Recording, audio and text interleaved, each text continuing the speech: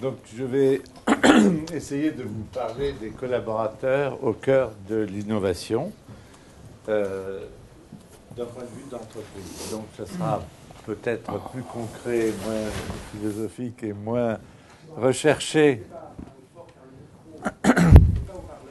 Ah.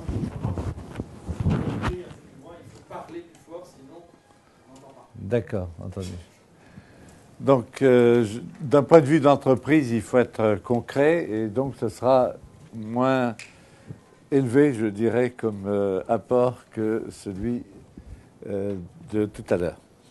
Donc, première chose, quel est le champ de l'innovation que nous avons? Vous savez très bien que l'innovation ne doit pas se limiter à l'innovation technique et à ce moment-là, ça devient beaucoup plus difficile d'avoir une innovation sociale, d'avoir une innovation organisationnelle ou environnementale, etc. Ce qui est important à bien saisir, c'est que l'ensemble des collaborateurs doit être au cœur du processus. Pourquoi? Parce que, c'est ce que je disais ici, et je reprends ce que disait tout à l'heure, je crois que c'était M. Maté, les enfants, 95% des enfants jusqu'à 8 ans sont très créatifs. Ensuite, c'est 10%. Et je ne dis pas combien c'est pour les adultes, ça doit être encore moins. Mais ce qui est important, c'est de redonner ce goût de l'innovation à l'ensemble des collaborateurs. Donc, il faut qu'on ait une démarche qui favorise l'innovation. Chaque collaborateur peut être situé entre un savant cosinus ou géo trouve-tout, et puis quelqu'un qui fait bien son travail, mais qui n'a aucune idée nouvelle, qui est peu inventif. À ce moment-là, une démarche en faveur de l'innovation doit susciter ces innovations, les sélectionner, etc. Et surtout stimuler donc une recherche d'innovation. Alors, bien entendu, il ne faut pas avoir, lorsqu'on est dans une entreprise, une vision trop limitée de l'innovation. L'innovation peut venir de fournisseurs, de sous-traitants, voire même des suggestions des clients, etc. Donc, pour revenir sur cette démarche, ce que nous souhaitons, c'est de mettre en place une démarche qui favorise donc la naissance d'idées nouvelles, favoriser les idées nouvelles, ça. Et je rejoins aussi ce qui était dit à propos de Bachelard. Il faut savoir ce qu'on veut faire. Et pour savoir ce qu'on veut faire, eh bien, il faut que les finalités de l'innovation soient assez claires. Donc, à ce moment-là, il faut que la finalité soit, pour l'entreprise, améliorer l'efficacité, sans doute réduire les coûts, améliorer aussi la sécurité du travail, l'intérêt pour le travail, les marges d'initiative pour le personnel. Et parfois, on débouche sur de nouveaux concepts. Ce que je veux dire par là, c'est que les finalités doivent être suffisamment claires et partagées. Et donc, au final, le client doit avoir un bénéfice de cette innovation. Le client, l'entreprise, bien sûr, le personnel.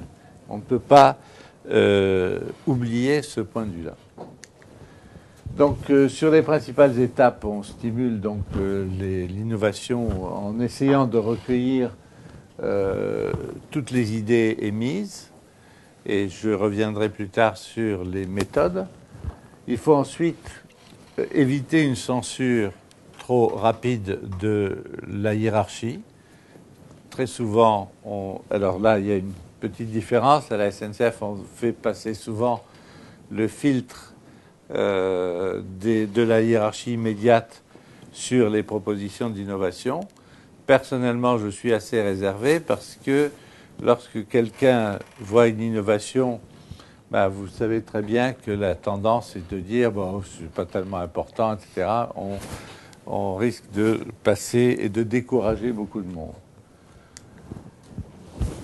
Donc, c'est pour ça que je préconise personnellement que le recueil des propositions doit être enregistré directement par des responsables d'innovation, ou en tout cas que ce soit enregistré sans avoir ce filtre-là.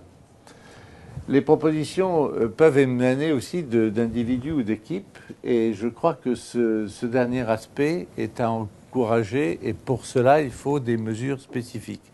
Vous ne pouvez pas simplement dire faites quelque chose en équipe, il faut absolument qu'il y ait une stimulation de l'esprit d'équipe pour arriver à quelque chose. Je vous donnerai par exemple un exemple pour être un peu plus vivant.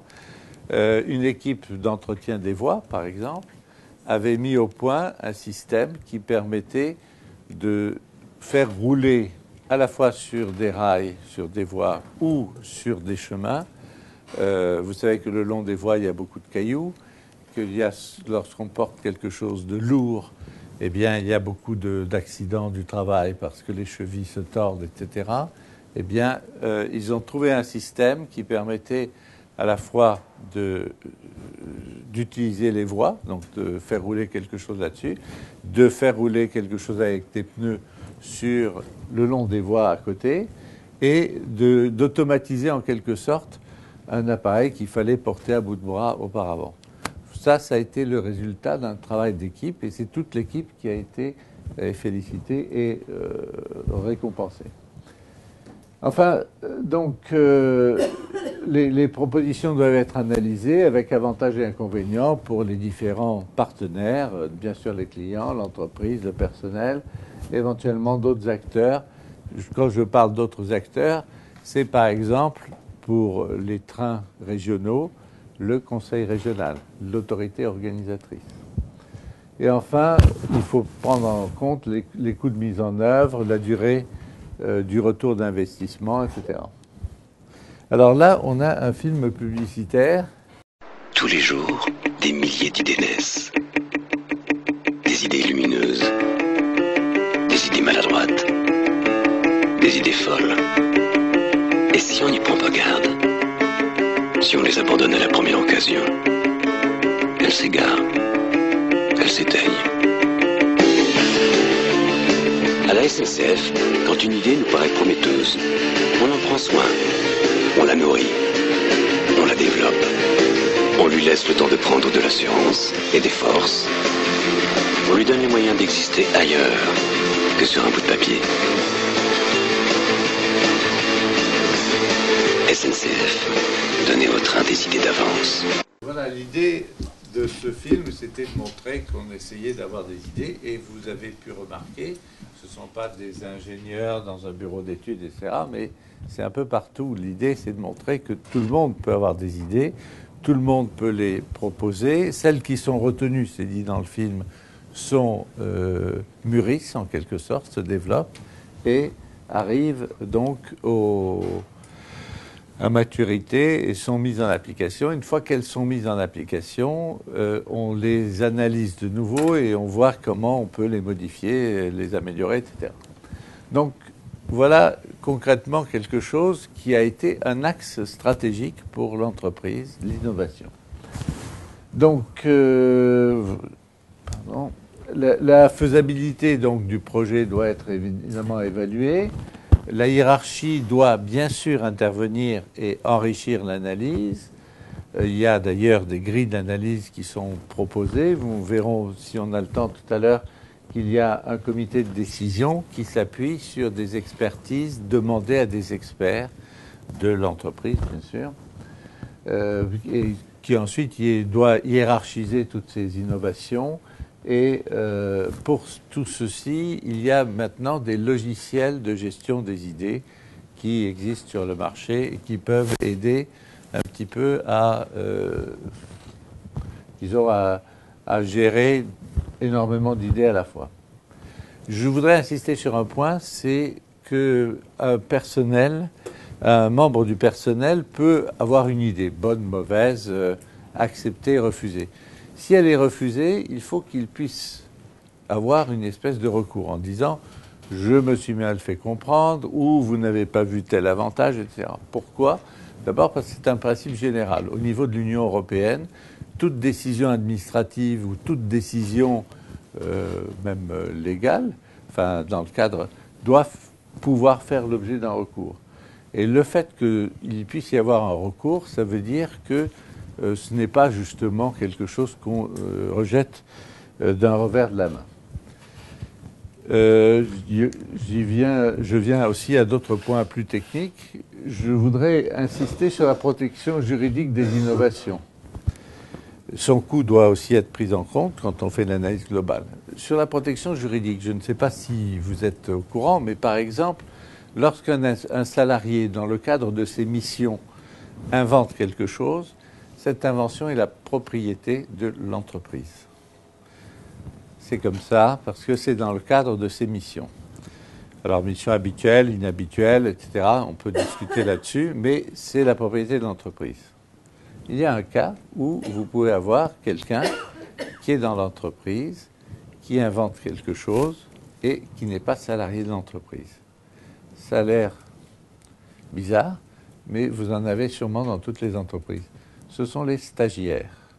Si un stagiaire invente quelque chose dans le cadre de son stage, eh bien, c'est lui qui est propriétaire de son invention.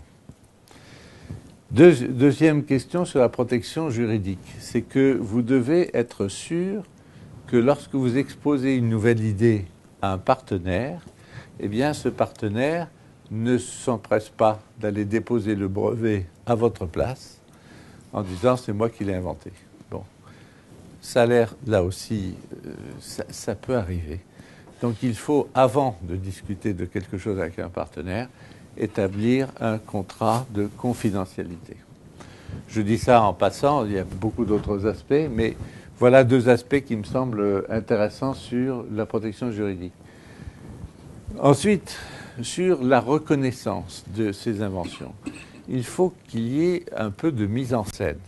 Donc il faut qu'il y ait des challenges, des trophées, tout ce que vous voudrez, qui vont montrer au personnel, soit au niveau régional, soit au niveau national, que ces inventions sont prises au sérieux par l'entreprise et qu'elles amènent une reconnaissance, bien sûr, visuelle, enfin, qui se voit bien, mais également, quelquefois, une reconnaissance financière s'il y a un intérêt substantiel pour l'entreprise.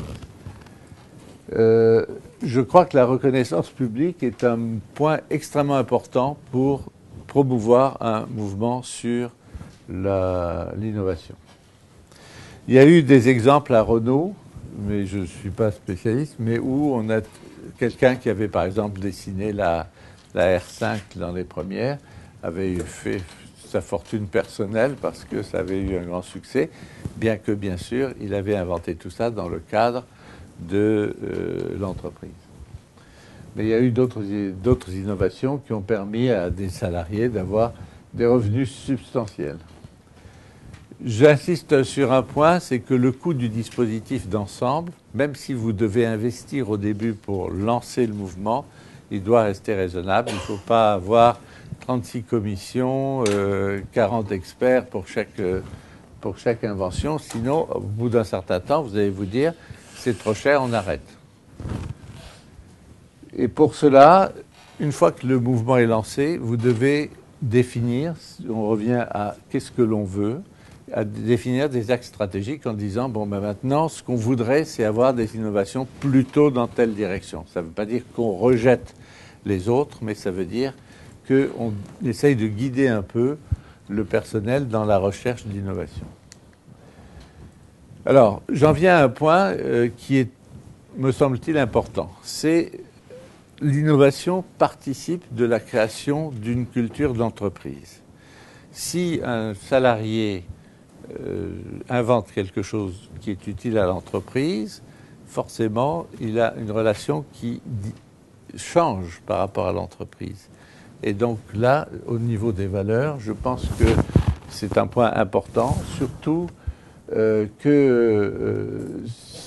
si on fait ça en accord avec les partenaires sociaux. Très souvent, on a l'impression que l'innovation, c'est quelque chose qui est tout à fait en dehors des partenaires sociaux.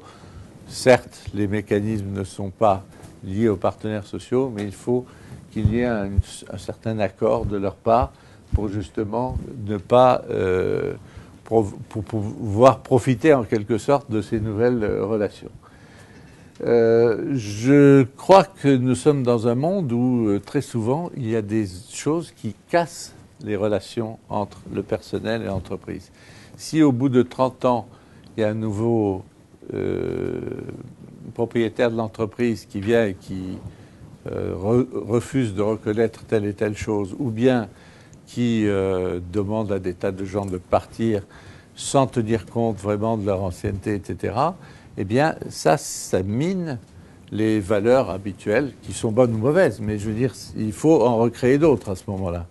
Et en tout cas, les licenciements boursiers ont beaucoup fait pour dire aux gens, ben, quels que soient les efforts que vous avez faits, finalement, on ne les reconnaît pas, et puis au revoir et merci, on vous donne un chèque, puis c'est terminé.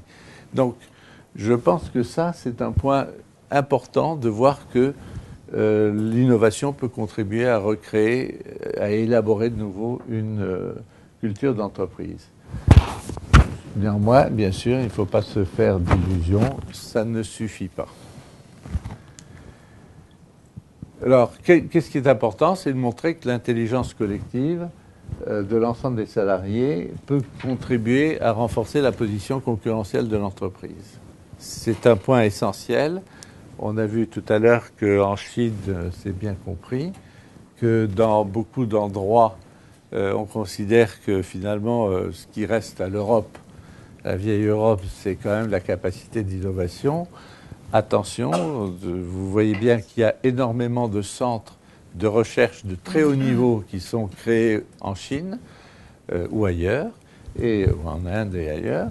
Donc, comment dire, la capacité d'innovation n'est pas du tout réservée à l'Europe.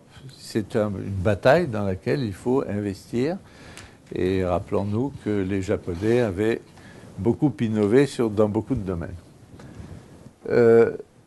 Et enfin, j'insiste sur le fait qu'il y a des gains non seulement matériels mais immatériels et que ça doit être introduit dans le bilan à faire. Les gains immatériels, c'est un peu ce que je vous ai dit tout à l'heure, c'est le changement des relations. Lorsqu'une équipe a travaillé à présenter une innovation, qu'elle a été reconnue, qu'elle a été mise en application, eh bien les relations dans cette équipe et de cette équipe par rapport à l'entreprise ont bien changé. Je voudrais insister enfin sur les managers. Les managers doivent être en phase avec la démarche d'innovation. Vous ne pouvez pas demander au personnel de prendre des initiatives et sans leur laisser des marges.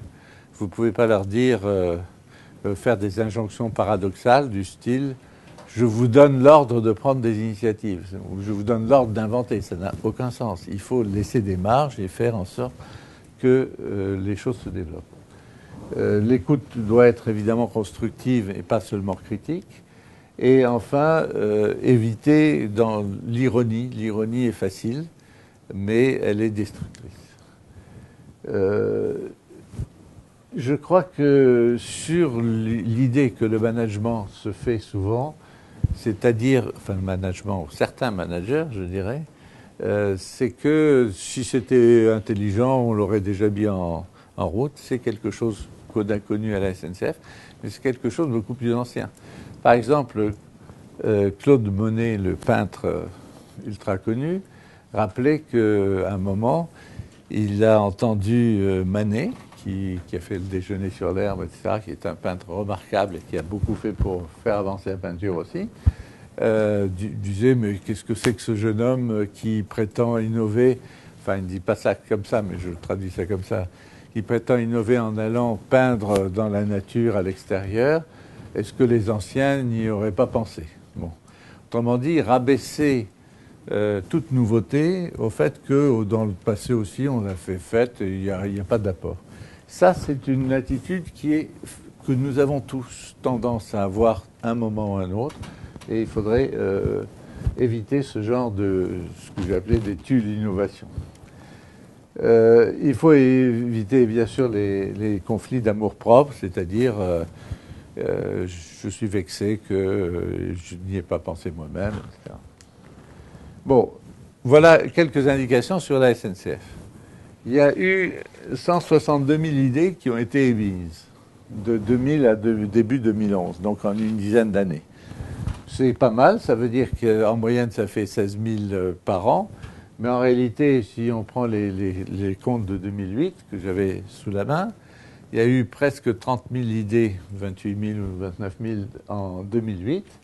La moitié a été retenue parce que il y a eu une première sélection. Les trois quarts des idées retenues, donc les 3/8, si vous voulez, ont été appliquées. C'est pas mal. Les 3/8, ça fait quand même une proportion importante. Comme je vous l'ai dit, l'innovation participative est devenue un axe stratégique de l'entreprise. Il y a une communication qui est spécifique, une méthode, des outils, la propriété intellectuelle, la confidentialité, etc. Le recueil des idées. Par exemple, il y a un logiciel qui a été créé qui s'appelle J-Nov. Comme je vous disais tout à l'heure, les centres de décision et l'expertise ont été organisés, mais pour ça, il faut que vous ayez des critères pour choisir qui va être dans les centres de décision. Si vous prenez quelqu'un d'ultra conventionnel, il y a peu de chances que ça marche. Si vous prenez quelqu'un qui est ravi de toute innovation, etc., mais qui n'a pas un point de vue un peu économique derrière, ça ne marchera pas non plus. Donc il faut que vous fassiez attention à qui est dans les comités de décision. Il faut qu'il y ait une certaine capacité d'ouverture, mais aussi de rigueur. Et bien sûr, pour les experts, c'est pareil. Il faut ensuite, une fois que l'idée est sélectionnée, désigner un chef de projet, avoir des idées de différents niveaux, idées de proximité, idées régionales, idées nationales, etc. Reconnaître toujours l'auteur, la gratification éventuelle et la protection des innovations. Il y a plusieurs innovations. Je terminerai par 2-3 exemples concrets. Il y a beaucoup d'innovations qui ont un caractère technique, mais je prendrai une innovation organisationnelle. Je vais vous donner un exemple, je finirai peut-être là-dessus, parce que je ne sais pas où en est mon temps. Voilà, à un moment, j'ai été directeur des ressources humaines d'une partie de la SNCF et j'ai poussé les directeurs d'établissement à avoir des innovations organisationnelles, enfin dans l'organisation du travail et de la production. Et finalement, on avait la chose suivante. On avait des voitures de type corail, qui étaient, dont la maintenance lourde était faite en chaîne. C'est-à-dire la voiture avançait, on regardait d'abord tous les sièges, ensuite on regardait l'état de l'intérieur, l'état de l'extérieur, les circuits électriques, la climatisation, etc. Et tout ça se faisait de façon séquentielle, c'est-à-dire la voiture avançait comme sur une chaîne, un petit peu dans l'automobile. Et en réfléchissant, en étant poussés en quelque sorte à faire quelque chose, ils ont changé complètement l'organisation. Ils désignent, au lieu d'avoir des gens qui sont du personnel qui est sur des postes fixes, ils ont désigné une équipe qui prend en charge une voiture et qui, après analyse, s'engage à la restituer au bout de X jours. Et cette équipe ne fait pas tout elle-même. Elle peut sous-traiter, par exemple, s'il faut refaire des sièges, elle sous-traite à la sellerie, etc. Mais l'avantage, c'est que, premièrement, le personnel se sent responsable de la voiture et du délai qui a été donné. Deuxièmement, on peut mener en parallèle plusieurs actions alors qu'avant, on était obligé de faire ça séquentiellement. Et troisièmement, on a constaté, une fois que ça a été mis en place, avec tous les problèmes psychologiques, parce que les gens ont changé de mentalité, etc. Mais au total, on a constaté que les agents étaient beaucoup plus motivés, en quelque sorte, plus contents de cette organisation. Et deuxièmement, le délai de traitement des maintenances a été considérablement réduit, puisqu'on pouvait faire justement en parallèle un certain nombre de choses. Ça ne veut pas dire non plus que dans X années, on ne va pas changer encore une fois cette forme d'organisation. Voilà un exemple d'organisation. Je pourrais vous donner des exemples techniques sur d'autres points, mais je ne suis pas sûr que ça vous passionne, mais je suis prêt à y répondre.